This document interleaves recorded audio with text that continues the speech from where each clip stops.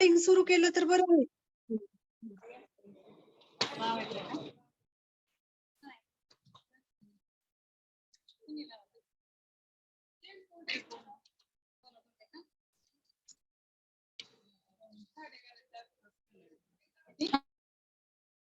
हरी बोल. हा, हरे कृष्ण. सुरू करूयात ना ते.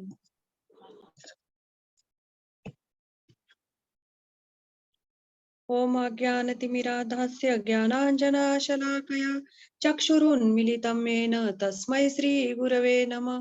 नमो विष्णुपदाय कृष्णप्रेष्ठाय भूतले श्रीमते भक्तिवेदांत स्वामिनीति नामिने.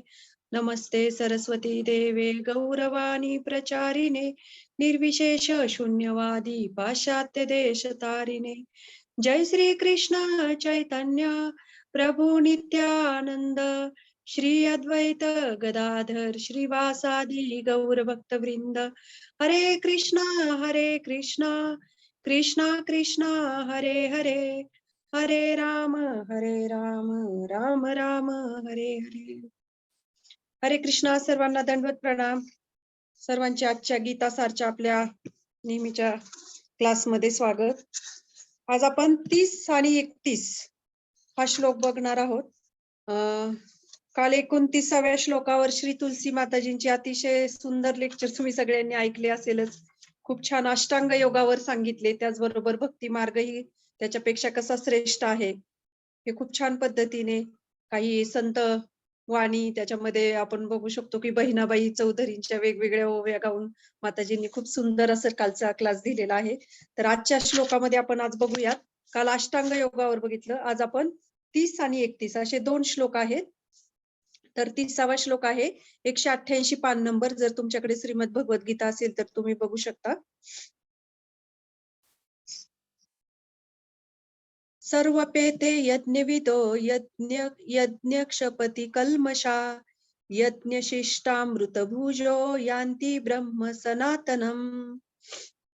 भाषांतर. यज्ञाचे प्रयोजन उत्तम रीतीने जाणणारे हे सर्व यज्ञकर्ते पापकर्मातून मुक्त होतात आणि यज्ञाच्या अवशिष्ट रूपी अमृताची चव घेतल्यामुळे ते सनातन ब्रह्मस्तराची प्राप्ती करतात. छान श्लोक आहे दोन्ही पण.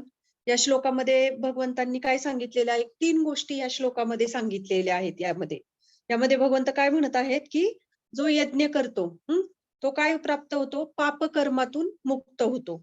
आणि त्याचबरोबर काय?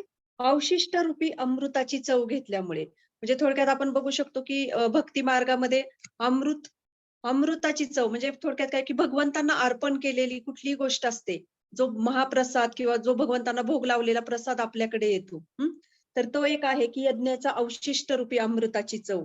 म्हणजे तो एक हे आहे, तो एक फायदा होतो. आणि दुसरी म्हणजे काय? तिसरी गोष्ट म्हणजे काय की ब्रह्मस्तराची प्राप्ती होते. अशा 3 गोष्टी इथे भगवंत सांगत आहेत. म्हणजे भौतिक इच्छाही पूर्ण होतात, त्याचबरोबर आध्यात्मिक प्रगतीही त्या व्यक्तीची होते. त्यामुळे ह्या 3 जे यज्ञ करतात त्यांच्यासाठी ह्या 3ही गोष्टी प्राप्त होतात इथे भगवंत सांगत आहेत. तात्पर्यामध्ये आपण बघूया की श्रील प्रभुपाद इथे आपल्याला काय सांगत आहेत की विविध प्रकारच्या यज्ञांच्या पूर्वोक्त वर्णनावरून कळून येते की इंद्रिय संयम करणे हाच या सर्वांचा मूळ उद्देश आहे. इंद्रिय तृप्तीमुळेच मनुष्य भौतिक अस्तित्वात गुंतून राहतो. म्हणून जोपर्यंत तो इंद्रिय तृप्तीविरहित स्तरावर येत नाही तोपर्यंत तो सच्चिदानंद स्तरापर्यंत उन्नत होऊ शकत नाही. हा स्तर म्हणजे सनातन किंवा ब्रह्मस्तर होय. वर सांगण्यात आलेले सर्व यज्ञ मनुष्याला भौतिक जीवनाच्या पाप कर्मातून शुद्ध होण्यास सहाय्यक होतात.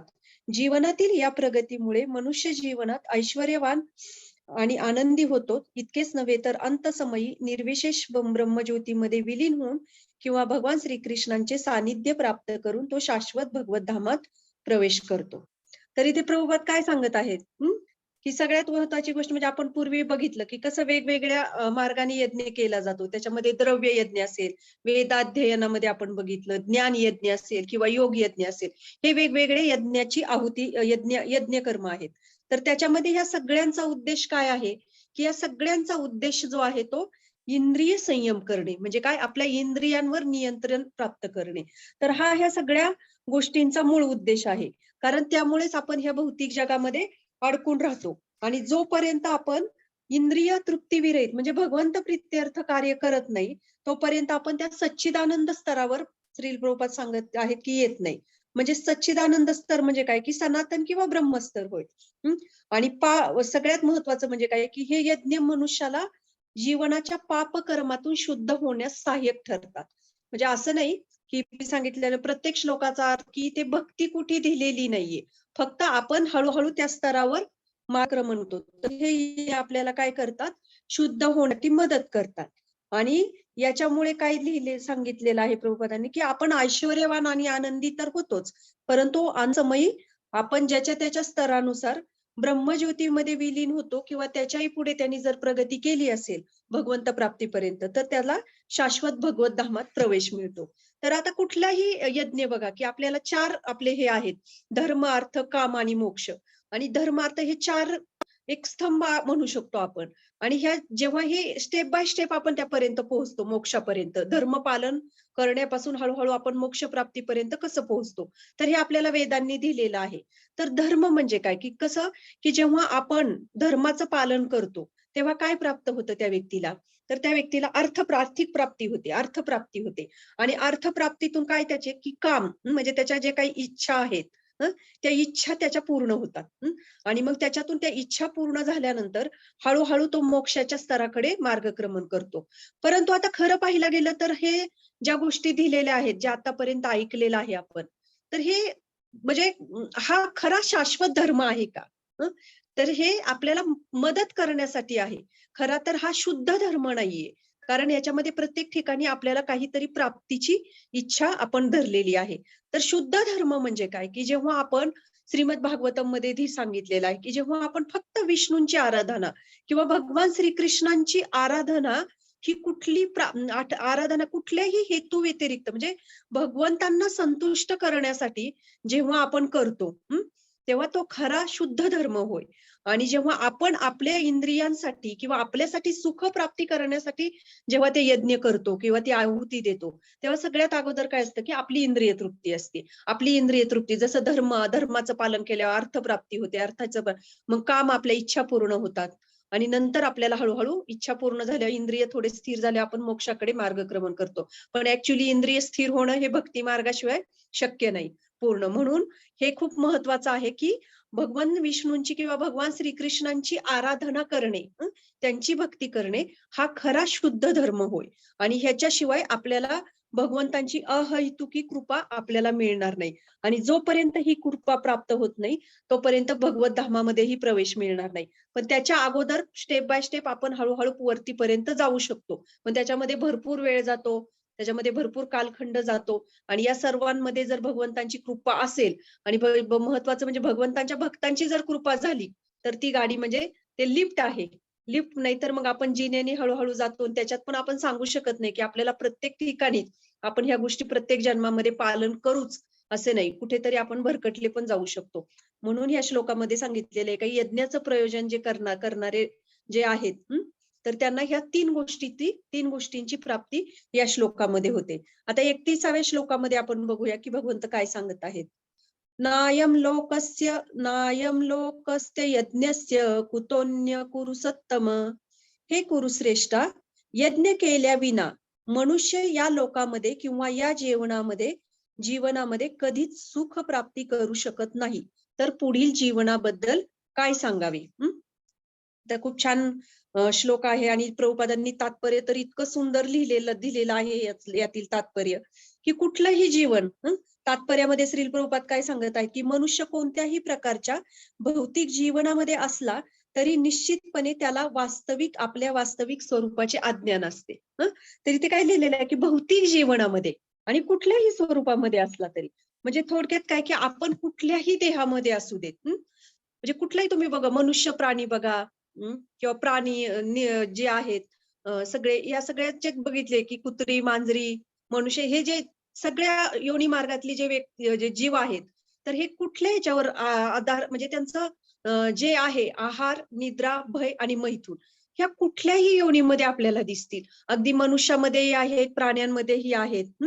आणि मग ह्याच्यातून हे प्रभुपाद आपल्याला काय सांगत आहेत इथे की तुम्ही कुठल्याही प्रकारच्या भौतिक जीवनामध्ये असला म्हणजे कुठल्याही देहामध्ये असला, तर त्याला आपल्या वास्तविक स्वरूपाचे अज्ञान असते. वास्तविक स्वरूपाचे अज्ञान म्हणजे काय?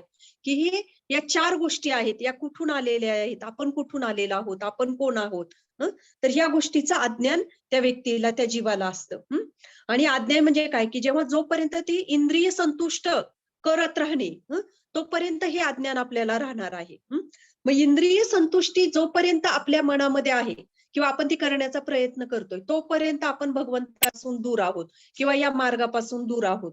म्हणून श्री प्रभुपाद सांगत आहेत की तुम्ही कुठल्याही देहामध्ये असू दे, या 4 गोष्टींचं अज्ञान भगवंत सोडल्यास सर्वांसाठी आहे.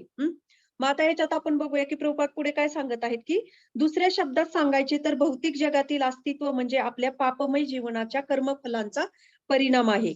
पापमय जीवनास अज्ञान कारणीभूत आहे आणि पापमय जीवन हे मनुष्याचे भौतिक अस्तित्व लांबवण्यास कारणीभूत आहे.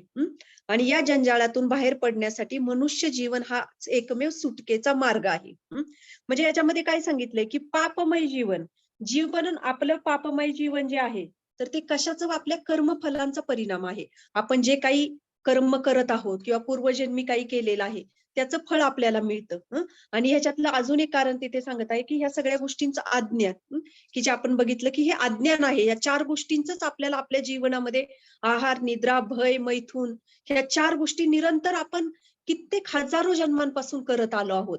आणि ह्याच्यातून जन्म, मृत्यू, जरा, व्याधी, आहार, निद्रा, भय, मैथून या शृंखलेमध्ये आपण अडकलेलो आहोत.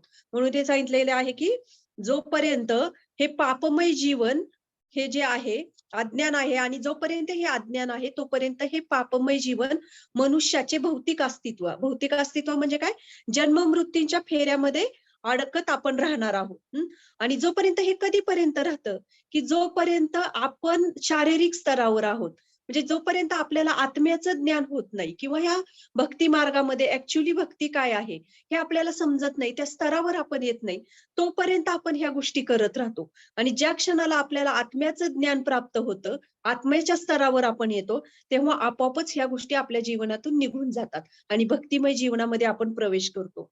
म्हणून ही गोष्ट खूप महत्वाची आहे की जोपर्यंत आपल्याला हे अज्ञान आहे तोपर्यंत खूप खूप म्हणजे खूप कठीण आहे की हे गोष्ट ह्याच्यातून आपण बाहेर पडणे. जेव्हा आपल्याला आत्म्याची जाणीव होईल, आणि आत्म्याची जाणीव झाल्यानंतरच आपण याची हे करू शकतो, काय म्हणू शकतो आपण, ते ज्ञान प्राप्त करू शकतो. आणि ते प्रभुपाद काय सांगत आहेत की याच्यातून बाहेर पडण्यासाठी आपल्याला काय आहे की फक्त एकमेव मार्ग आहे आपल्याला, मनुष्य जन्म. जोपर्यंत मनुष्य जन्मामध्येच आपल्याला सुटकेचा मार्ग आहे. आणि म्हणून वेद हे आपल्याला या ज्याच्यातून या समस्यातून सुटण्यासाठी, या दुःखमय अवस्थेतून बाहेर पडण्यासाठी धर्म, अर्थ, काम आणि मोक्ष ह्याच्याद्वारे आपण यज्ञाद्वारे हळूहळू आपण त्या स्तरावर मार्गक्रमण करतो. म्हणून शास्त्र वचन जे आहे तर हे खूप महत्वाचं आहे की जोपर्यंत मी म्हटलं की शारीरिक स्तरावर जोपर्यंत आपण कुठलीही कृती करतो तेव्हा ती आपण स्वतःसाठी करतो. की जसं भगवंतांना भोग आपण कुकिंग केलं तर आपण म्हणतो की आपण भगवंतांना अर्पण करायचंय, तेव्हा आपण काय येतो की आध्यात्मिक स्तरावर येतो. मग जर असं म्हणतात की आपण जोपर्यंत ह्या गोष्टी करत नाही तोपर्यंत आपण ऍक्च्युली पापभक्षण करतो. श्रीमद भगवद्गीतेमध्ये हा श्लोक आहे की भगवंत सांगतायत की जे मला अर्पण न करता ग्रहण करतात ते साक्षात पाप ग्रहण करत आहेत. म्हणून ही गोष्ट खूप महत्वाची आहे की कुठलीही गोष्ट आपण जेव्हा शारीरिक स्तरावर करतो तेव्हा ती आपल्याला कर्मफल आणि पापकर्मामध्ये ढकलत असते. म्हणून कुठलीही गोष्ट भगवंतांना अर्पण केलेली, भगवंतांसाठी यज्ञ अर्पण म्हणजे कोणी ना कोणी काही ना काही यज्ञ आपण आतापर्यंत बघितले की कसे वेगवेगळ्या मार्गाने आहुती देत असतात. तसं आपल्या जीवनामध्ये पण आपण कशा पद्धतीने ही आहुती अर्पण करू शकतो हे आपण पुढे बघूया. मग झालं तर की असं म्हणतात की शास्त्र असं सांगतं की 5 वर्षाच्या पुढे भक्ती ही सुरू होते आपली. म्हणजे आपल्याला खरं तर 5 वर्ष म्हणजे आपल्याला काही आठवण पण नाही. आणि शास्त्रांनी सांगितले की 5 वर्षाच्या पुढे खरं तर भक्ती पालनाचं भक्ती मार्गाचं जीवन सुरू होतं आपलं. आणि असं म्हणतात की 14 वर्ष जे आहे, 14 वर्ष म्हणजे मंडूक ऋषी जे यांनी सांगितलेलं आहे की 14 वर्षाच्या खाली आपल्याला काही पाप लागत नाही, परंतु भक्ती मार्गाचं पालन हे आपण 5 वर्षाच्या वयाच्या पुढे सुरू करतो. म्हणजे सुरू करावं असं शास्त्र सांगतं. आपण ह्यांचं पण प्रल्हाद महाराजांचं पण हे बघितलेलं आहे, उदाहरण बघितलेलं आहे की प्रल्हाद महाराज कसे बालपणापासून भगवंतांची भक्ती करत होते. की प्रल्हाद महाराजांची श्री प्रभुपादांचे प्रल्हाद महाराजांची दिव्य शिकवण किंवा छोटी छोटी पुस्तकं आहेत. खूप सुंदर पुस्तक आहे. तुम्ही नक्कीच ते वाचू शकता. नसेल वाचलं तर खूप छान आहे. तर त्याच्यामध्ये आपण बघू शकतो. म्हणून हे मनुष्य जीवन जो आहे, तर हा इतका महत्वाचा आहे, की कारण आपल्याला कितीतरी हजारो जन्मामध्ये हा मनुष्य जन्म मिळालेला असतो. फक्त आपल्याला काय असतं, की अज्ञान असतं आपल्याला ह्या सगळ्या गोष्टींचं. आणि ज्यांना ह्या गोष्टीचं ज्ञान आहे, जे शुद्ध भक्त आहेत किंवा जे साधू आहेत, जे श्रीमद भगवद गीता खूप चांगल्या पद्धतीने स्वतःच्या जीवनामध्ये जगत आहेत, तर त्यांचं हे कर्तव्य आहे, की हे अज्ञान जे आहे ते लोकांचं दूर करणे आणि खरं खरं भक्तिमय मार्गाचं पालन कशा पद्धतीने आपण करू शकतो, तर हे ज्ञान देणं समाजाला ही खूप खरं तर ती एक कर्तव्य आहे त्यांचं आणि ते देणं गरजेचं आहे. तर याच्यामध्ये आपण बघूया मनुष्य जीवन जो आहे, हे मनुष्य जीवन किती महत्वाचं आहे हो. असं म्हणतात की 84 लाख योनीमधून आपल्याला एक मनुष्य देह प्राप्त होतो. परंतु आपण जर अशा पद्धतीने तो देहही गमावला, तर आपल्याला पुढे शाश्वती नाही आपल्याला मनुष्य जन्म कधी मिळेल. एक खूप छान स्टोरी आहे की त्याच्यातून एक मेसेज लक्षात येईल तुमच्या, की एक अंध व्यक्ती असते आणि एका बंद रूम मध्ये त्या व्यक्तीला कोंडलेलं असतं आणि अंध असते. तिच्या हातात एक काठी असते आणि ना ते असे दरवाजे असतात ऍक्च्युली त्या रूमला प्रत्येक ठिकाणी आणि ते दरवाजे तो प्रत्येक ठिकाणी ना त्याला दांडक्याने असं टक टक टक टक टक टक करत असतो. त्याला कुठेच दरवाजा म्हणजे उघडा दिसत नाही किंवा काही त्याला सेन्स होत नाही ते. आणि असं तो गोल गोल गोल गोल फिरत असतो की कुठेतरी मला बाहेर पडता येईल. आणि एका ठिकाणी येतो तो आणि ते ऍक्च्युली तो दरवाजा हे असतो, तिथे दरवाजा असतो आणि तो दरवाजाला फक्त असा ठोठावतो आणि ठोठावला की तो दरवाजा उघडणार असतो. तेवढ्यात काय होतं त्याला, की त्याला खाज सुटते कुठेतरी आणि ती खाज सुटली की तो खाजवलं की तो इकडे तिकडे थोडासा असा भरकटल्यासारखा होतो आणि तो दरवाजा पण त्याच्या हातातून हे होऊन जातो. म्हणजे लक्षात येत नाही त्याच्या. म्हणजे सांगण्याचा उद्देश काय, की आपल्याला हा मनुष्य जन्म सुद्धा असा 84 लाख योनीमधून मिळालेला आहे. आणि हा मनुष्य जन्म इतका महत्वाचा आहे, की आपण याच्यातून या जन्म मृत्यूच्या फेऱ्यातून मुक्त होऊ शकतो. परंतु आपण जेव्हा आपल्याला हा जन्म मिळतो, तेव्हा आपण काय करतो ह्या जन्माचं? ह्या देहाने आपण इंद्रिय भोग करतो. आपल्याला त्या व्यक्तीला, अंध व्यक्तीला कशी म्हणजे खाज सुटली, तशी आपल्याला सुद्धा इंद्रिय तृप्तीची खाज सुटलेली असते. आणि ह्या इंद्रिय तृप्तीच्या खाजवण्यामध्ये किंवा त्या इंद्रिय तृप्तीमध्ये आपण इतके मग्न होऊन जातो, की आपण हा मनुष्य देह आपण कधी गमावतो, आपलं आयुष्य कधी संपतं, हे आपल्यालाही समजत नाही. कधी मृत्यू येऊन अचानक एखाद्या पाहुण्यासारखा मृत्यू येतो आणि आपल्याला घेऊन जातो. तर हे खूप महत्वाचं आहे, की हा मनुष्य देह कशासाठी आहे आणि ह्या मनुष्य देहाचं कर्तव्य काय आहे, हे जाणून घेणं. नाहीतर त्या अंध व्यक्तीसारखं आपण नेहमी भरकटत राहू आणि जिथे संधी मिळेल तिथे मात्र आपण इंद्रिय तृप्ती करतो. म्हणून इथे पुढे प्रभुपाद काय सांगत आहेत, की याच्यातून सुटण्यासाठी धर्म, काम आणि सरतेशेवटी या दुःखमय अवस्थेतून बाहेर पडण्यासाठी वेद आपल्याला मदत करतात. आता हे वेद म्हणजे काय आहे, की हे वेद जे आहेत ते भगवंतांपासून आलेले आहेत. म्हणजे थोडक्यात काय, ते डायरेक्टली भगवंतांची प्राप्ती करत नसतील, भगवंतांची भक्ती करत नसतील, पण ते कुठेतरी वेदांचं पालन करतायत, हळूहळू मार्गक्रमण ते करत आहेत. आणि मग याच्यामध्ये काय होतं, की या यज्ञांमुळे आपल्या आर्थिक समस्याही सुटतात. तर आर्थिक प्राप्ती ही होती. कितीतरी यज्ञ आपण बघू शकतो, की बघतो आपण, की हा यज्ञ, तो यज्ञ, त्याने आर्थिक सुबत्ता प्राप्त होईल, मानसिक शांतता लाभेल, किती गोष्टी असतात.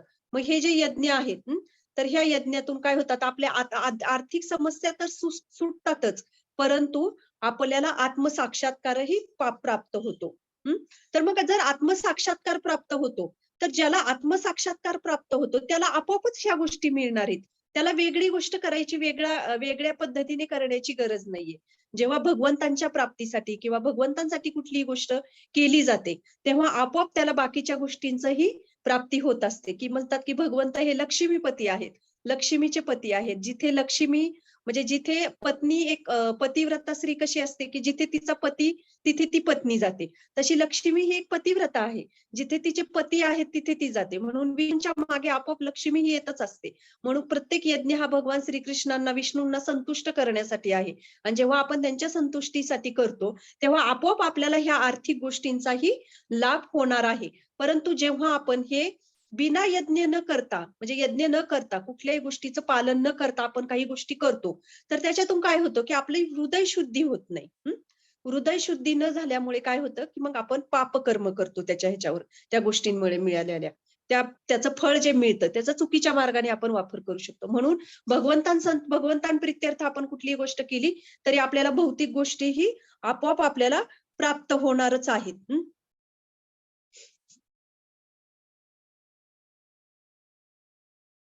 म्हणून इथे प्रभुपाद सांगत आहेत की ह्या गोष्टी आर्थिक समस्या तर आपल्या सुटणारच आहेत, पण त्याचबरोबर इतर गरजाही आपल्या साहजिकच या पूर्ण होणार आहेत. मग आता यज्ञाची परिपूर्णता म्हणजे काय, की परमोच्च परिपूर्णता म्हणजे काय, की जसं म्हटलं की कुठलीही गोष्ट आहे की ती परमोच्च परिपूर्णता, कुठल्याही गोष्ट एक ध्येय असतं आपलं, तसं या जीवनातील सुखाची आपली अपेक्षा आपण कशी करू शकतो, की नेमकं सुख म्हणजे काय, की जेव्हा आपण कुठलीही गोष्ट मगाशी म्हटल्याप्रमाणे भगवंतांना अर्पण करायला शिकू, हळूहळू या यज्ञांच्या मार्फत, प्रत्येकाची यज्ञाची आहुती वेगवेगळी असेल. आपण आज ठरवू शकतो की चला, आज माझ्याकडून भगवंतांसाठी रोज यज्ञ करायचा आहे, तर मी काय यज्ञ करू शकते, की मी आज भगवंतांना कुठलाही पदार्थ असेल तो मी कांदा लसूण विरहित असणारा तो मी पहिला भगवान श्रीकृष्णांना अर्पण करेल आणि तोच मी खाईल, तर तो खऱ्या अर्थाने आपल्या जीवनामध्ये यज्ञ झाला. म्हणजे भगवंतांप्रित्यर्थ कुठलीही अगदी छोटीशी गोष्ट केली तरी तो यज्ञ आहे. म्हणून आपल्या जीवनाचं हे ध्येय पाहिजे आणि यालाच खरं म्हणतात की परमोच्च परिपूर्णता, की हळूहळू आपण भगवंत प्रित्यर्थ करणे. मग आता हे आहे का की कुठलीही गोष्ट यज्ञ केल्यानंतर आर्थिक प्राप्ती होते, धनसंपत्ता प्राप्त होते, तर असं किती आहे हो की आपल्याला सगळ्या गोष्टी मिळाल्या आपल्या जीवनामध्ये, म्हणून आपल्याला सुख समाधान मिळतं.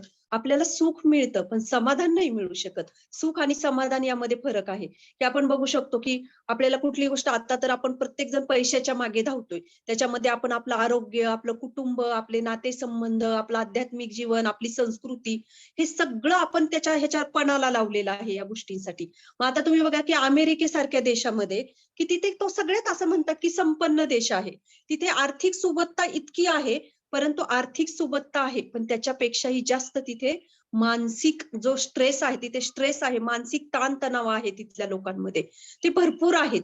परत तिथे घटस्फोटाचं प्रमाण जास्त आहे. मुलं जेव्हा जन्माला येतात तेव्हा त्यांना त्यांच्या आई कोण, बाप कोण, वडील कोण हे माहित नसतं. म्हणजे हे किती दुर्दैव आहे. मग तिथे आर्थिक संपत्ती आहे, परंतु तिथे सुख समाधान आहे का, किंवा या गोष्टींचं समाधान आहे का, आनंद आहे का, नाही. म्हणून हे आपण समजून घेऊ शकतो की आर्थिक सुबत्ता ही गरजेची आहे, परंतु त्याच्यावरच आपलं जीवन निर्भर नाहीये. तर असे कितीतरी गोष्टी आपण बघू शकतो, कितीतरी लोक बघू शकतो की जे त्यांच्याकडे ह्या गोष्टींची भरपूर कुठलीही कमतरता नाहीये, परंतु तरीही त्यांच्या जीवनामध्ये सुख समाधान नाहीये. म्हणून हे, आणि सगळ्यात महत्वाचं, हे कुठलंही आपण कर्मकांड करतो हे पण आपण विसरतो. कुठलाही यज्ञ, साधं गणपती बसले तर गणपतीची जेव्हा आरती होते 9 दिवस, सगळेजण घरामध्ये 9-10 दिवस गणपतीची आरती करत असतात, तर ती गणपतीची जी आरती आहे त्याचा शेवट काय असतो, हरे राम राम राम हरे हरे, हरे कृष्ण कृष्ण कृष्ण हरे हरे. म्हणजे आपण जे काही कर्मकांड करतो त्याचा मंत्रोच्चारण जे शेवट जो असतो तो आपण भगवान विष्णूंना अर्पण करतो. म्हणजे हे किती महत्वाचं आहे, पण आपण कधी विचार करतो का ह्या गोष्टीचा, की गणपतीच्या आरतीमध्ये भगवान श्रीकृष्णांचं किंवा श्रीरामचंद्रांचं नाम कसं काय येऊ शकतं तिथे, याचा आपण कधीच विचार करत नाही. कारण कुठलंही कर्मकांड जे आहे त्याचा शेवट हा विष्णूंच्या नामानेच होतो. म्हणून हे अष्टांग योग असेल, ही कर्मकांड असेल, हे डायरेक्टली भगवंतांशी कनेक्टेड नाही, परंतु ते वेदांपासून आलेले आहेत आणि वेद हे भगवंतांपासून आलेले आहेत. म्हणून वेदांना जेव्हा एखादी व्यक्ती ऍक्सेप्ट करते तेव्हा भगवंतही त्याला ती कृपा हळूहळू देतात, की जेणेकरून भगवंत डायरेक्टली, जोपर्यंत भगवंतांना आपण स्वीकार करत नाही आपल्या जीवनामध्ये, तोपर्यंत भगवंत आपल्या समोर येऊ शकत नाहीत. भले त्या हरिनामाच्या रूपाने असतील, भगवत प्रसादाच्या रूपाने असतील, भगवंतांचे भक्त असतील, पण जोपर्यंत आपण ती इच्छा जागृत करत नाही तोपर्यंत भगवंत आपल्याकडे येत नाहीत. म्हणून भगवंत हे वेदांच्या रूपाने येतात. जेव्हा एखादी व्यक्ती, वेद म्हणजे हे जे योग आहेत ते वेदांनी सांगितलेले आहेत, वेद भगवंतांपासून आलेले आहेत. म्हणून हळूहळू त्या व्यक्तीवर भगवान श्रीकृष्णांची कृपा प्राप्त होते, आणि जोपर्यंत ही कृपा प्राप्त होत नाही तोपर्यंत त्याला पूर्णत्व प्राप्त होत नाही. मग असे कितीतरी लोक आहेत की शास्त्रांमध्ये कितीतरी उदाहरणं आहेत, की हिरण्यकश्यपू असेल, की या हिरण्यकश्यपूला किती गोष्टी, सगळ्या ब्रह्मांडावर त्यांनी शक्ती प्राप्त केलेली होती. साधा अष्टांग योग आहे, की जसं काल श्री तुलसी माताजींनी सांगितलं की त्याच्यामधला एक योग्य योग केल्यानंतर कशी कुठली तरी सिद्धी प्राप्त होते, कुठली तरी काही ना काही एखादी सिद्धी वेगवेगळ्या प्रकारच्या असतात. त्याच्यामध्ये किती जणांना किती प्रकारच्या सिद्धी प्राप्त होतात. म्हणजे ही भौतिक कामना आहे. मग हिरण्यकशिपुनी ही सिद्धी तर काहीच नाही त्याच्यापुढे. हिरण्यकशिपुनी सगळं ब्रह्मांड व्यापलं होतं, त्याच्यावर राज्य होतं, ब्रह्मांडांवर राज्य होतं. म्हणजे अगदी स्वर्गातील देवी देवतांनाही त्यांनी पळवलं होतं. मग अशा हिरण्यकशिपूला सुद्धा शेवटी मृत्यूच्या सामोरं जावं लागलं. कारण ते भगवंतांच्यासाठी ते कार्य केलेलं नव्हतं, तर स्वतःच्या इंद्रिय तृप्तीसाठी केलेलं होतं. आणि म्हणून ही गोष्ट ही खूप महत्वाची आहे, की ह्या गोष्टींबरोबरच, ह्या यज्ञाबरोबरच आपल्याला आपल्या जीवनामध्ये जे काही गोष्टी प्राप्त होतात, भले भक्ती मार्गाने असतील, कुठल्याही वेगवेगळ्या ह्याच्यामध्ये असतील, की जी काही गोष्ट आपल्याला प्राप्त होईल, ती गोष्ट आपल्याला प्राप्त झाल्यानंतर आहे त्यात समाधान मानणे आणि भगवंतांप्रती कृतज्ञ राहणे. कारण कृतज्ञता हा गुण असा आहे, की तो भगवंतांना आकर्षित करतो. तर आपण काय करतो, की आपल्या जीवनामध्ये कुठलंही काही संकट आलं, की आपण भगवंतांना दोष देतो. तर बळी महाराजांचं भागवतम मध्ये मला आठवलं, कारण मी हा कॅन्टो वाचते, तर खूप सुंदर एक श्लोक आहे. मी श्लोक नाही वाचत, डायरेक्ट भाषांतर वाचते. बळीचे द्रव्य क्षीण झाले, तो आपल्या स्थानावरून भ्रष्ट झाला, शत्रूंनी पराभूत करून त्याला बंदिस्त केले, आप्तस्वकीयांनी त्याची कान उघाडणी करून त्याचा त्याग केला, त्याला पाशात बांधले गेले आणि कुलगुरूंनी त्याची निर्भत्सना करून शेवटी त्याला शाप दिला. तरी देखील त्याचा संकल्प दृढ असल्यामुळे त्याने सत्याचा त्याग केला नाही. मी कपटाने त्याला धर्मतत्वांविषयी सांगितले हे निश्चित, परंतु त्याने धर्माचा त्याग केला नाही, तो सत्यवादीच राहिला. तर खूप सुंदर आहे हा अध्याय. मला ते आठवलं म्हणून मी काढून ठेवला होता ऍक्च्युली, की बळी महाराज जे आहेत, की आपण सगळ्यांना माहिती, की वामन देवांची ती कथा, की ज्याच्यामध्ये कशा पद्धतीने बळी महाराजांचं राज्य हिरावून घेतलं. तर याच्यामध्ये बळीचं सगळं काही जातं. म्हणजे अगदी त्याचे स्वतःचे स्वकीय सगळे भगवंतांनी असं वाटत होतं, की कुठेतरी त्याला त्यागलेलं आहे. तर हा श्लोक हे, की तरीही बळी महाराजांची जी श्रद्धा होती भगवंतांवरची, किंवा जे आपण धर्माविषयीचं जे आचरण केलेलं आहे, त्याच्यामध्ये कुठेही पश्चाताप नव्हता किंवा काहीच नव्हतं. तेवढीच भगवंतांप्रतीची शरणागती होती. तर हे कशासाठी हे शास्त्रांमधले उदाहरणं आहेत आपल्याला, की आपल्या जीवनामध्ये तर एवढी मोठी संकट भगवंत आपल्याला देत नाहीत. परंतु आपण ह्याच्यातून बघू शकतो, की कुठल्याही परिस्थितीमध्ये आपण कधी-कधी असं होतं भक्तांच्या जीवनामध्ये काही घडलं, की अरे ते तर एवढा जप करतात, हरिनाम घेतात, प्रवचन ऐकतात, सगळं भक्तिमय आहे आणि तरी त्यांच्या जीवनामध्ये काय हे संकट आले. परंतु संकट यामध्ये याचा संबंध नसतो. जेव्हा भक्ताच्या जीवनामध्ये काही संकट येतात, तेव्हा भगवंतांची ती कृपा असते आणि त्यांना भगवंतांकडे आकर्षित करण्यासाठी भगवंत ते देतात. म्हणून आहे ह्या परिस्थितीमध्ये आपण आनंदी आणि समाधानी राहणं आणि ही आपले यज्ञ करत राहणं, आपली कर्तव्य करत राहणं हे खूप गरजेचं आहे. जेणेकरून त्यामुळे आपल्याला भौतिक ह्या जीवनामध्येही आपण सुखी होतो आणि पुढची गती ही आपल्याला प्राप्त होते. तर असं म्हणतात, की हे यज्ञ तर लांबच राहिले, परंतु बिल्वमंगल ठाकूर जे सांगतात, की यज्ञ करताना ह्या गोष्टी प्राप्त होतात. परंतु जो भक्तिमय जीवनाचं पालन करतो, त्याच्या पुढे म्हणतात, की मुक्ती भुक्ती अशा हात जोडून उभे असतात, की त्यांना पाहिजे त्या गोष्टी त्यांना प्राप्त होतात. म्हणजे भक्तिमय जीवन इतकं श्रेष्ठ आहे. म्हणून कुठलीही गोष्ट, कुठलीही सिद्धी प्राप्त होऊ दे, कुठलाही यज्ञ करू दे, कुठलाही ताणात तुम्हाला भौतिक गोष्ट प्राप्त होऊ दे, परंतु जोपर्यंत आपण भक्तिमय जीवनाकडे मार्गक्रमण करत नाही, तोपर्यंत त्याला पूर्णत्व प्राप्त होणार नाही. म्हणून कुठल्याही यज्ञाचा उद्देश हा काय आहे, की आत्मसाक्षात्काराची प्राप्ती करणे आहे.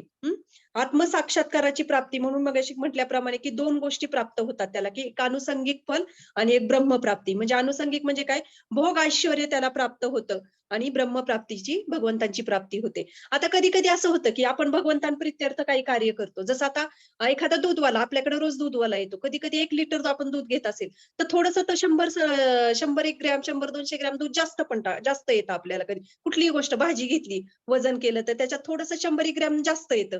मग तसं आपल्याला सुद्धा ह्या भौतिक हे यज्ञ करत असताना, या यज्ञाची आहुती देत असताना आपल्याकडून जे काही आहे ते, त्याबरोबर भौतिक लाभ हे आपोआपच येणार आहेत. त्याची अपेक्षा ठेवण्याची गरज नाही. परंतु आपण ते इंटेन्शन पूर्वक केलं, की मला ह्याची प्राप्ती करायची. भले आपण त्या वेदांमध्ये सांगितलेल्या गोष्टीच करत आहोत, परंतु ते कसं आहे, की हळूहळू ती शिडी आहे. हळूहळू पाऊल एक एक एक एक एक एका शिडीवरून जाणार आहोत. पण जेव्हा भगवंतांप्रित्यर्थ आपण करतो, तेव्हा ती काय आहे, ती लिफ्ट आहे. तर आपल्याला हे श्रीमद भगवद्गीता आपल्याला हे शिकवते, की स्पेसिफिकली हा श्लोक आपल्याला हे सांगत आहे, की म्हणून आपण भगवंतांप्रित्यर्थ ही गोष्ट केली, तेव्हा भगवंतांची प्राप्ती आपल्याला प्राप्त होते. की चैतन्य महाप्रभूंनी जो श्लोक दिलेला आहे आपल्याला, एक न धनम न जनम न सुंदरी कवितां वा जगदीश कामये. म्हणजे भगवंतांचे जे भक्त आहेत, म्हणजे सांगण्याचा दुसरा एक अर्थ त्याचा असा होतो, की धनम जनम सुंदरी सगळं काही मिळणार आहे, परंतु आपण ते नाकारावं, आपण त्याची इच्छा करू नये. परंतु भगवंत त्या गोष्टी भक्तांना ह्या भरभरून देत असतात, कारण ते लक्ष्मीपती आहे. हा एक शब्द खूप दुर्दैवी आहे की दरिद्री नारायण, म्हणजे जो शब्द वापरला जातो, तर खूप मोठा आदर आहे भगवंतांचा, की दरिद्र म्हणजे भगवंतांचे भक्त असं म्हटलं जातं, परंतु भगवंतांचे भक्त सर्व ब्रह्मांडांमध्ये आध्यात्मिक दृष्ट्या श्रीमंत असतात. त्यांच्यासारखी श्रीमंती कोणाकडेच नसते. भगवंतांचे भक्त भक्तांसाठी जसे आई वडील एका मुलासाठी जे योग्य आहे, आवश्यक आहे, त्याच गरजा पुरवतात, त्याप्रमाणे भगवंतही त्यांच्या भक्तांसाठी आवश्यक त्या गोष्टी पुरवतात, कारण त्यांना भक्तांना कोणाचा तरी आश्रय आहे. तसं आपण भौतिक जीवनामध्ये आपण राहतो, तेव्हा आपण जर कोणाचा आश्रय घेतला नाही, तर नक्कीच आपलं कुठेतरी भरकटले जाणार. म्हणून हे वेद वगैरे जे आहेत, तर ह्याला जर आपल्याला प्रॉपर व्यवस्थित मार्गक्रमण आपण केलं नाही, श्रीमद भगवद्गीता समजून घेतली नाही किंवा वैष्णवांचं मार्गदर्शन घेतलं नाही, तर आपणही कुठेतरी याच्यामध्ये भरकटून जाऊ शकतो. म्हणून श्रील प्रभुपाद इथे शेवट सांगत आहेत की एखाद्या मनुष्यास प्राप्य असे परमोच्च सुख म्हणजे कृष्ण भावनेद्वारे आध्यात्मिक लोकांमध्ये प्रवेश करणे होय. म्हणून कृष्ण भावना भावित जीवन हेच भौतिक जीवनाच्या सर्व समस्यांचे समाधान आहे. बघा ना, तुम्ही जर हे भगवद्गीता जर नजरेसमोर ठेवून हे क्लास जर अटेंड केले आणि कुठलाही श्लोक आधी मेसेज येतो, तो जर अगोदर तुम्ही वाचला, तर प्रत्येक ठिकाणी श्रील प्रभुपाद आपल्याला शेवटी फिरून त्या श्लोकाच्या शेवटी कुठे आणून सोडतायत? भगवान श्रीकृष्णाच्या चरण कमलांशी. तर हे समजून घेणं खूप महत्वाचं आहे. अशा पद्धतीने 32 आणि 31 आपण श्लोक प्रकाश प्रयत्न केला. हरी बोल. आणि अजून एक 2च मिनिटं, एक भागवतम मधला श्लोक आहे, खूप सुंदर श्लोक आहे. हा पहिला स्कंद आणि 11वा श्लोक आहे, की अनेक प्रकारची शास्त्र आहेत आणि सर्वांमध्ये अनेक अशी ठरवून दिलेले विभिन्न कर्तव्य आहेत, जे अनेक वर्षांच्या अध्ययनानंतरच समजू शकतात. म्हणून हे ऋषीवर्य सर्व धर्मशास्त्रांचे सार कृपया निवडा आणि ते सर्व जीवांच्या कल्याणार्थ स्पष्ट करा, म्हणजे अशा संदेशाने त्यांची अंतःकरणे पूर्णपणे संतुष्ट होतील. तर हे श्रीमद भागवतम आहे, त्याच्यामध्ये पण अशा पद्धतीचा श्लोक आलेला आहे, की अनेक प्रकारची शास्त्र आहेत, अनेक प्रकारचे यज्ञ आहेत, कर्म आहेत, आणि त्याच्यामध्ये असं हे कित्येक वर्ष आपले कित्येक जन्म जातील, तेव्हा आपल्याला हे समजू शकतो. तर सर्व धर्मशास्त्रांचं सार काय आहे ते कृपया आम्हाला सांगा. तर ह्या सर्व धर्मशास्त्रांचं सार म्हणजे श्रीमद भगवद्गीतेतील हे यज्ञ, हे जे भक्तिमय जीवनाचं पालन, तर ह्या गोष्टींचं खरं तर हे सार आहे आणि श्रीमद भागवतम मध्येही हीच गोष्ट सांगितलेली आहे. तर थोडक्यात आपण सांगण्याचा मी प्रयत्न केला ह्या 30-31व्या श्लोकामध्ये काय आहे. तर उद्या हा 32वा श्लोक असेल आपला. नेहमीप्रमाणे रविवारी हा क्लास असेल, तर रविवारी सगळ्यांनी जॉईन करा. कोणाचे काही प्रश्न असतील, काही टीका टिप्पणी असेल तर सांगू शकता, किंवा मग आपण थांबूया.